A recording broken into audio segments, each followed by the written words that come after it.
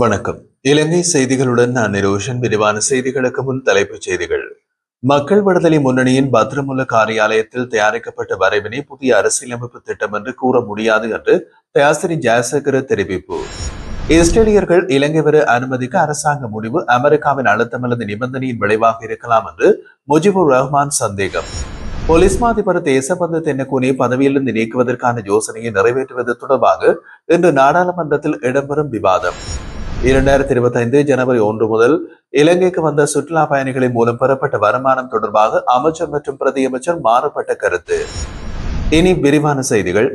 மக்கள் விடுதலை முன்னணியின் பத்ரமுல்ல காரியாலயத்தில் தயாரிக்கப்பட்டுள்ள வரைவை புதிய அரசியலமைப்பு திட்டம் என்று கூற முடியாது என ஐக்கிய மக்கள் சக்தியின் குருநாகல் மாவட்ட பாராளுமன்ற உறுப்பினர் தயாசிரி ஜெயசேகர தெரிவித்துள்ளார்.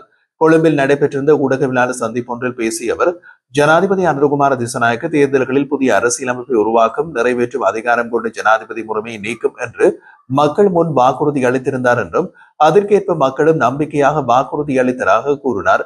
ஆயினும் புதிய அரசியலமைப்புக்கான எந்த ஒரு நடவடிக்கையும் இந்த நாள் வரை மேற்கொள்ளப்படவில்லை என்றும் இதுவரை அந்த விடயத்தில் நாடாளுமன்ற உறுப்பினர் அஜித் பி பெரேரா எழுப்பிய கேள்விகளுக்கு தெளிவான பதில்கள் வழங்கப்படவில்லை என்றும் சுட்டிக்காட்டினார்.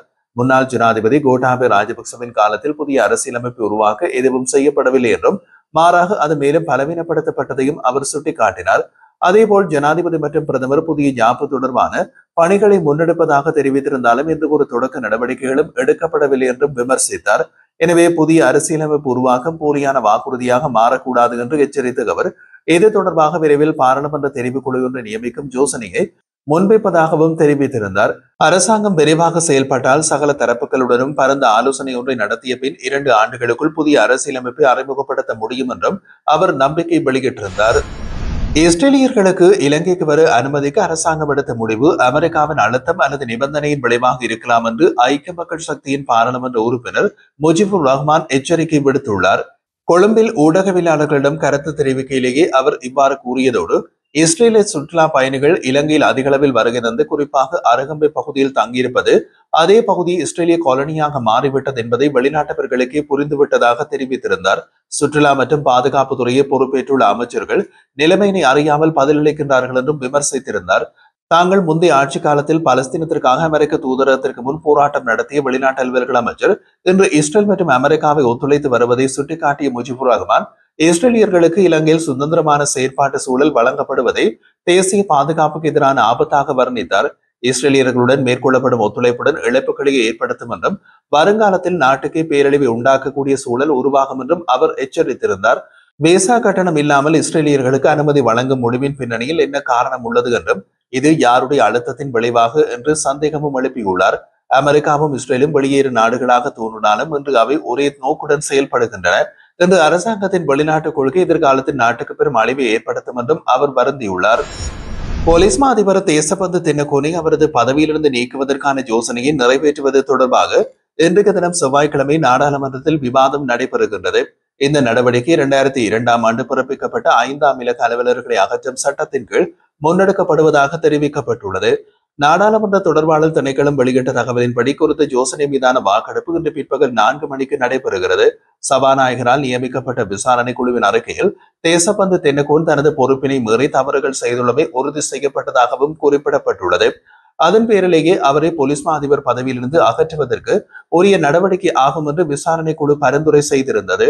அவர் தனது பதவிக்காலம் இருக்கும் காலப்பகுதியில் அதிகாரத்திற்குள் மீறான செயல்பாடுகளை மேற்கொண்டதாகவும் கடமைகளை தவிர்த்து செயல்பட்டதாகவும் குற்றம் சாட்டப்பட்டுள்ளதன் அடிப்படையிலேயே இந்த யோசனை நாடாளுமன்றத்தில் முன்வைக்கப்பட்டுள்ளது. 2025 ஜனவரி 1ஆம் தேதி முதல் இலங்கைக்கு வந்த சுற்றுலா பயணிகளின் மூலம் 3.7 பில்லியன் அமெரிக்க டாலர் வருமானம் பெற்றதாக வெளியுறவு, வெளிநாட்டு வேலைவாய்ப்பு மற்றும் சுற்றுலா அபிவிருத்தி அமைச்சர் விஜிதஹேர தெரிவித்ததை குறித்து சுற்றுலாத்துறை பிரதி அமைச்சர் ருவான் ரணசிங்க விளக்கம் வழங்கியுள்ளார். இலங்கை மத்திய வங்கியின் அண்மைய அறிக்கையின்படி 2025 ஜூன் மாதம் இறுதி வரையிலான காலப்பகுதியில் சுற்றுலாத்துறையில் இருந்து 1.7 பில்லியன் டாலரை மட்டுமே வருமானமாக பதிவாகியுள்ளது என்று குறிப்பிடப்பட்டுள்ளது. ஜூலை மாதத்திற்கான தரவுகள் அதில் இடம்பெறவில்லை. ஒரு மாதத்திலேயே 2 பில்லியன் டாலருக்கு மேற்பட்ட வருமானம் கிடைத்திருக்க வாய்ப்பு குறைவென்றும் அவர் கருத்து வெளியிட்டிருந்தார். வெளியுறவு அமைச்சரின் உரை மற்றும் மத்திய வங்கி வெளியிட்ட தரவுகளுக்கு இடையே தெளிவான வேறுபாடு இருப்பதாகவும் ஜூலை மாதத்தில் மட்டும் இவ்வளவு வருமானம் ஈட்டப்பட்டிருக்க கூடாது என்றும் தனிப்பட்டமாக தான் கருதுவதாகவும் ருவான் ரணசிங்க தெரிவித்திருந்தார். இதற்கு முந்தைய நுவரெலியாவில் நடைபெற்ற நிகழ்வொன்றில் பேசிய அமைச்சர் விஜித ஹெரத் ஜனவரி முதல் 3.7 பில்லியன் அமெரிக்க டாலர் வருமானம் கிடைத்ததாகவும் ஆண்டு முழுவதும் மேலதிகம் அதே வருமானம் எதிர்பார்க்கப்படுவதாகவும் கூறியிருந்தமை குறிப்பிடத்தக்கது. இலங்கையில் செம்மணி சித்துப்பாத்தி மனித புதைகுழியில் இருந்து மீட்கப்பட்ட பிற பொருட்களை அடையாளம் காண பாதிக்கப்பட்ட உறவினர்கள் எதிர்வரும் ஆகஸ்ட் 5ஆம் தேதி, அதாவது இன்றைய தினம் பிற்பகல் 1:30 தொடக்கம் மாலை 5 மணி வரை பார்வையிடுவதற்கு வாய்ப்பு பெறுகின்றனர். இந்த குற்றம் நிகழ்ந்த இடத்தில் முதல் முறையாக மேற்கொள்ளப்படும் அந்த வகை முயற்சி என்பதால் பாதிக்கப்பட்டவர்களுக்கு உளவியல் ஆலோசனை வழங்கும் அவசியம் குறித்தும் நீதிமன்றம் கவனம் செலுத்தியுள்ளது. தமது அலுவலகம் விடுத்த கோரிக்கை குறித்து நீதிமன்றம் அவதானம் செலுத்தும் என்று யாழ்ப்பாண நீதவான் கூறியதாக காணாமல் போன ஆட்கள் பற்றிய அலுவலகத்தின் சட்டத்தரணி பூரணி ஜோசப் மரியநாயகம் தெரிவிக்கின்றார். அதன்படி நீதிமன்றம் இந்த முயற்சிக்கு முன்னுரிமை அளித்துள்ளது. காட்சிப்படுத்தப்படும் பொருட்களில் குழந்தை பால் போத்தல்கள், பொம்மைகள், காலணிகள் உள்ளிட்ட 50க்கும் மேற்பட்ட சிறுவர் உடைமைகள் உள்ளதாகவும் கூறப்படுகிறது. பொதுமக்கள் மற்றும் உறவினர்கள் எளிதில் அணுகக்கூடிய இடத்தில் காட்சிப்படுத்தல் நடைபெற வேண்டும் என்றும், தமிழ் பேசக்கூடிய அதிகாரிகள் மற்றும் பெண் அதிகாரிகள் அந்த இடத்தில் இருக்க வேண்டும் என்றும் OMB தமது பரிந்துரைகளை முன்வைத்துள்ளது. மேலும் ஊடகவியலாளர்களுக்கு பாதிக்கப்பட்டவர்களை படம் எடுக்க அனுமதி மறைக்கப்பட்டுள்ளது என்றும் அவர் தெரிவித்திருந்தார். செம்மணி மனித புதைகுழி வழக்கில் குற்றவாளியாக தண்டனை அனுபவித்து வரும் சோமரத்ன ராஜபக்சவின் உயிருக்கு சிறையில் ஆபத்து ஏற்பட்டால் அதற்கான முழு பொறுப்பும் அரசாங்கமே ஏற்க வேண்டும் என்று தமிழ் தேசிய மக்கள் முன்னணியின் பாராளுமன்ற உறுப்பினர் கஜேந்திரகுமார் பொன்னம்பலம் தெரிவித்துள்ளார்.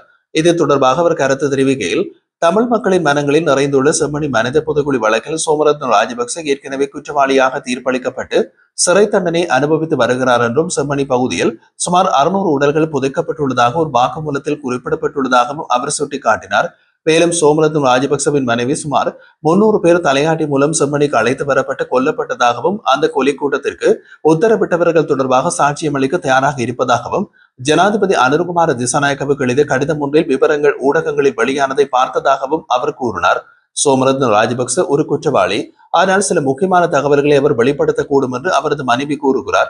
எனவே அதை வெளிப்படுத்த போகிறார் என்பதை அறிய முனைந்துள்ள நேரத்தில் சிறையில் அவரதுக்கு ஏதாவது ஆபத்து ஏற்பட்டால் அதற்கு முழு பொறுப்பு அரசாங்கம் ஏற்க வேண்டும் என்றும் கஜேந்திரகுமார் பொன்னம்பலம் வலியுறுத்தியுள்ளார்.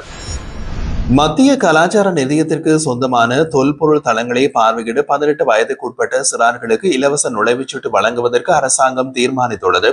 இந்த முயற்சியை மத்திய கலாச்சார நிதிய நிர்வாக சபை அங்கீகரித்துள்ளதாகவும், இதன் முக்கிய நோக்கம் சிறார்களிடையே கலாச்சார பாரம்பரியத்தின் மீது மதிப்புணர்வை உருவாக்குவதும் தேசிய பாரம்பரிய இடங்களை பற்றிய விழிப்புணர்வை அதிகரிப்பதாகும் என்றும் தெரிவிக்கப்பட்டுள்ளது.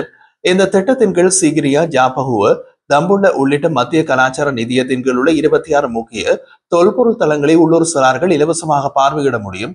மேலும் சில வரையறுக்கப்பட்ட நிபந்தனைகளின் கீழ் வெளிநாட்டு சிறார்களுக்கும் இலவச நுழைவு வழங்கப்படும் என்று புத்த சாசன மத மற்றும் கலாச்சார விவகாரத்துறை துணை அமைச்சர் கமகெதிரை திசாநாயக்க தெரிவித்தார்.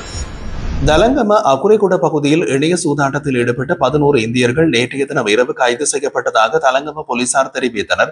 போலீசாருக்கு கிடைத்த தகவலை அடுத்து நேற்று இரவு மேற்கொள்ளப்பட்ட சுற்றிவளைப்பு நடவடிக்கையில் கணனிகள் மற்றும் கைபேசிகளை பயன்படுத்தி இணைய சூதாட்டத்தில் ஈடுபட்டிருந்த 8 ஆண்கள் மற்றும் 3 பெண்கள் உட்பட 11 இந்தியர்கள் கைது செய்யப்பட்டனர். இவர்களிடமிருந்து 20 கைபேசிகள், 3 மடிக்கணினிகள் மற்றும் ஒரு டேப்லெட்கள் கைப்பற்றப்பட்டுள்ளது. கைது செய்யப்பட்ட பெண் சந்தேக நபர்கள் 22, 30 மற்றும் 43 வயதுடையவர்கள் எனவும், ஆண் சந்தேக நபர்கள் 25, 26, 27 மற்றும் 29 வயதுடையவர்கள் என்றும் போலீசார் தெரிவித்தனர். தலங்கம போலீசார் இது தொடர்பாக மேலதிக விசாரணைகளை மேற்கொண்டு வருகின்றமை குறிப்பிடத்தக்கது.